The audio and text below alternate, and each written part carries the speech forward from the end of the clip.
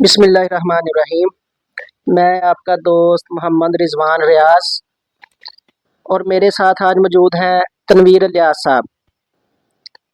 हम एक प्रोसेस से गुजरे हैं। हमने सोचा कि वो प्रोसेस आप दोस्तों के साथ शेयर किया जाए और वो ऐसा प्रोसेस है जो ख़ासकर फ़ीमेल मुलाजमीन के लिए है और उसको मैटरनिटी लीव कहा जाता है। बहुत सारे लोग इस पे बात करते हुए शर्माते हैं, लेकिन पंजाबी में कहते हैं ना, शर्म शर्म विच कोई शर्म नहीं।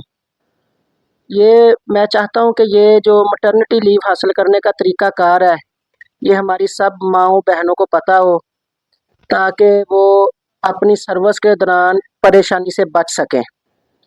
उस हवाले से आज हम गुफ्तगू करेंगे कि मैटरनिटी लीव कैसे हासिल की जा सकती है, इसका क्या तरीक़ाकार है। सबसे पहले तो हम इस पे बात करते हैं कि मैटरनिटी लीव क्या होती है।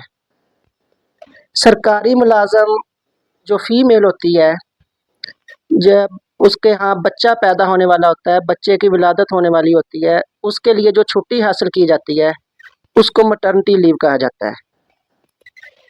अब इधर सवाल पैदा होता है कि मुलाजमीन भी दो तरह के होते हैं, एक कॉन्ट्रैक्ट मुलाजमीन और एक परमानेंट मुलाजमीन। कॉन्ट्रैक्ट मुलाजमीन के लिए तरीक़ाकार और है, परमानेंट मुलाजमीन के लिए तरीक़ाकार और है। जो परमानेंट मुलाजमीन है वो अपनी सर्विस में 3 दफ़ा मैटरनिटी लीव हासिल कर सकते हैं और जो कॉन्ट्रैक्ट मुलाजमीन है वो मैटरनिटी लीव सर्विस में सिर्फ 1 दफ़ा हासिल कर सकते हैं। दूसरी दफ़ा या तीसरी दफ़ा अगर वो मैटरनिटी लीव हासिल करेंगे तो वो विदाउट पे होगी या आपको अर्न्ड लीव हासिल करना पड़ेगी। और इसके साथ साथ ये बात बता दूं कि जो मैटरनिटी लीव है, ये डिलीवरी जो है, एक्सपेक्टेड डेट है डिलीवरी की, उससे 45 दिन पहले शुरू की जा सकती है, या अगर आप टाइम पास कर रहे हैं और कोई परेशानी नहीं है तो जिस दिन बेबी की बर्थ हो उस दिन से ये भी शुरू की जा सकती है। बाकी जो प्रोसेस है हम वो सवाल जवाब के ज़रिए आप तक पहुंचाएंगे।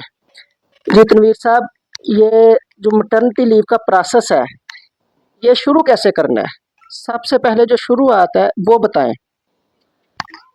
जब आपने इसको एक्सपेक्ट कर रहे हैं कि आप लेना चाह रहे हैं और कम से कम जो एक फीमेल है उसको अपनी एक्सपेक्टेड डेट तो पहले ही पता होती है, वो डॉक्टर से चेक करवा रही होती हैं, तो उसने तकरीबन, क्योंकि 45 दिन अगर पहले उसने अपनी लीव लेनी है तो वो तकरीबन 45 दिन स्टार्ट होने से पहले ही 2 हफ्ते पहले इसको स्टार्ट कर लेना चाहिए।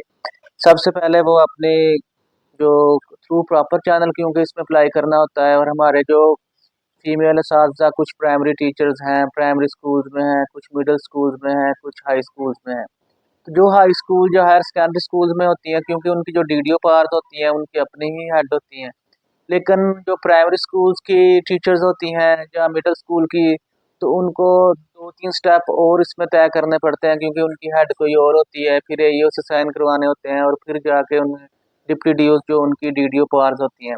असल में ये इस्तेहकाक जो है, ये काम डीडीओ डीडीओ का होता है, तो उस तरह उसको स्टार्ट करना चाहिए। सबसे पहले वो उनसे ही कॉन्टैक्ट करेंगे, थ्रू प्रॉपर चैनल अप्लाई करेंगे। अगर एक हाई स्कूल की टीचर है या हायर सेकेंडरी स्कूल की है तो वो अपने डायरेक्टली अपनी हेड मिस्ट्रेस के पास जाएगी कि मैं ये छुट्टी लेना चाहती हूँ। तो वो छुट्टी लेने के लिए वो उसे कहेंगी कि आप उसे एक उसका क्लर्क एक डॉकेट बना के देगा, उसे कहते हैं डॉकेट। उसके ऊपर वो फॉर्म होता है, वो फॉर्म स्कूल से वो उसको साइन करके दे देंगे, हेड मिस्ट्रेस उसको बना के दे देगी।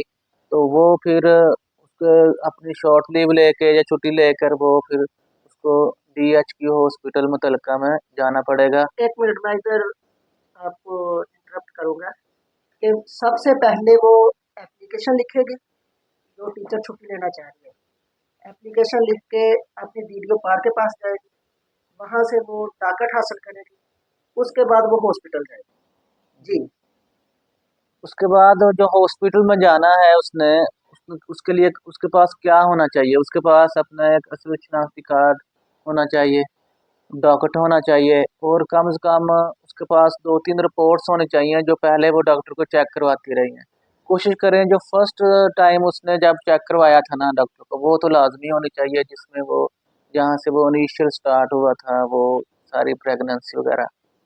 उसमें आपने जब डीएचक्यू हॉस्पिटल चले जाना है, वहाँ पर आपने ये कैसे जाना है, जैसे भी आप पहुँच जाएँ तो वहाँ पे आपने जितना अर्ली हो सकता है वैसे पहुँचे। फॉर एग्ज़ाम्पल 8:30 बजे अगर पर्ची मिलना शुरू होती है तो आप 8:30 बजे उधर मौजूद, तो 8:30 बजे आपने वो लाइन में लग के जैसे भी वो जहाँ से ओपीडी से वो पर्ची मिलती है गायनी वगैरह को चेक करवाने के लिए, तो वो वहाँ से आप अपना असल शनाख्ती कार्ड चेक दिखा के अपनी पर्ची बनवाएँ। और वो पर्ची हासिल करने के बाद सबसे पहले आप गायनी के पास भी जाने से पहले आप आईटी जो रूम है या आईटी जो उनका लैब है, उधर से वो आपको फॉर्म मिलेंगे। वो फॉर्म का वो आपको 2 फॉर्म देंगे। वो आपने 2 फॉर्म साथ अटैच कर लेना है अपना जो आपको पर्ची मिली होनी है। उस फॉर्म को लेकर आपने गायनी के पास जाना है। बस मैं ये इधर दोबारा रिवाइज करता हूँ कि तनवीर साहब ने जो बात कही है कि जब आपने हॉस्पिटल जाना है, उधर से ओपीडी से पर्ची बनवानी है, पर्ची बनवा के आपने फिर आईटी लैब में जाना है। आईटी लैब वाले आपको 2 फॉर्म देंगे, आपने उनको फिल करना है, फिल करके ओपीडी पर्ची के साथ अटैच करना है। फिर आपने गायनाकोलॉजिस्ट के पास चले जाना है, जहाँ वो आपका मुआयना करेंगे। उसके बाद वो जो फॉर्म होगा, उसके ऊपर वो आपको एक्सपेक्टेड डिलीवरी डेट वो लिख देगी। फिर आपने आईटी लैब में जाना है। वहाँ फिर क्या प्रोसेस होगा वो हम तनवीर साहब से पूछते हैं। जी। वहाँ पे वो आपको एक चालान फॉर्म देंगे, उसपे ऊपर आपने एक फ़ीस पे करनी होती है।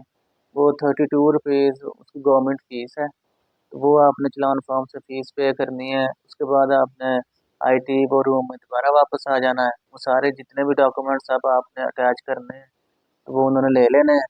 तो उन्होंने उसको कंप्यूटराइज़्ड फॉर्म में एक बनाकर आपको एमएस से साइन करवा के दे देने हैं।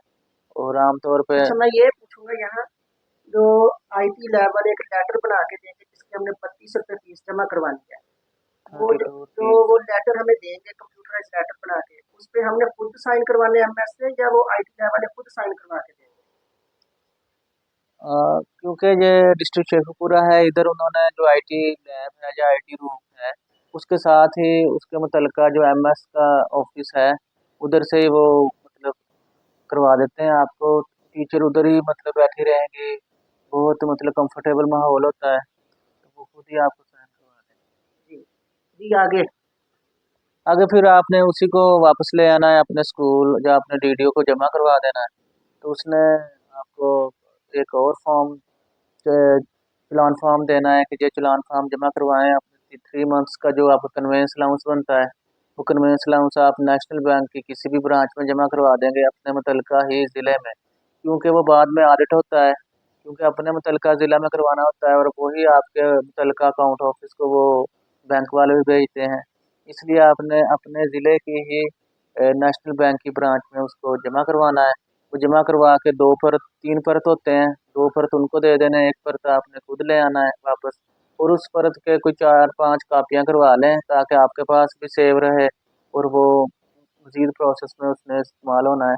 असल जो परत है वो आपने अपने स्कूल में जमा करवा देना। उसके बाद एक लॉन्ग लीव फॉर्म होता है, वो भी आपको स्कूल से मिल जाएगा। अगर स्कूल से नहीं मिलता तो फिर आप कहीं से मंगवा लें। तो वो फॉर्म फिल होना है, साथ में चालान फॉर्म लगना है, साथ वो जो आपके डॉक्यूमेंट्स बन चुके हैं अब तक वो लगने हैं, और साथ वो जो आपकी लीव होनी है वो आपकी सर्विस बुक पे उन्होंने दर्ज करनी है कि ये हम इनको लीव दे रहे हैं। तो वो सारी चीज़ें आपने फिर करनी है, और आपने जो मैटरनिटी लीव इस दफ़ा आप जो प्रोसेस है वो ऑनलाइन ही अप्लाई करनी है। अच्छा, मैं यहाँ ये बात बता दूँ कि जब आपने दोबारा डीटीओ पावर के पास आना है, तो वो आपको नॉर्मली फॉर्म मिलेगा, वो फिल करना है, साथ सारे डॉक्यूमेंट्स अटैच करने हैं, और इसके साथ कन्वेंस नोट्स जमा करवाने हैं।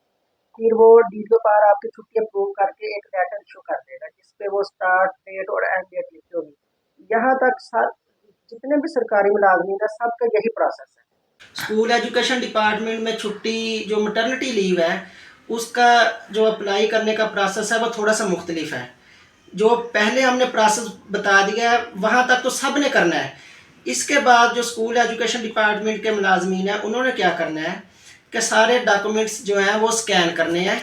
स्कैन करके अपने सिस अकाउंट या HRMS जो अकाउंट है वहाँ पे ऑनलाइन अप्लाई करना है, और साथ जो डॉक्यूमेंट्स आपने स्कैन किए होंगे उनको PDF फाइल में अटैच करना है। जब आप ऑनलाइन अप्लाई करेंगे तो वो आपकी मुतलका अथॉरिटीज़ के पास चली जाएगी, वो आप ओके कर देगा। जब वो छुट्टी ओके कर दे तो आपके अकाउंट पे आर्डर जनरेट हो जाएंगे। आपने उन आर्डर्स का प्रिंट लेना है और जो आपकी मुतलका अथॉरिटी है उसके साइन करवा लेने हैं और अपने स्कूल में उसको रख देना है। इस तरह आपका मैटरनिटी लीव का जो प्रोसेस है वो सारा मुकम्मल हो जाएगा। इंशाल्लाह हम अपने साझा कराम की मज़ीद रहनुमाई के लिए ऐसी वीडियोस बनाते रहेंगे। आप सब दोस्त वीडियो देखें और हमें हमारे कमेंट पास करें कि हमने कैसी वीडियो बनाई है और आपके लिए कितनी मुफीद साबित हुई है। शुक्रिया।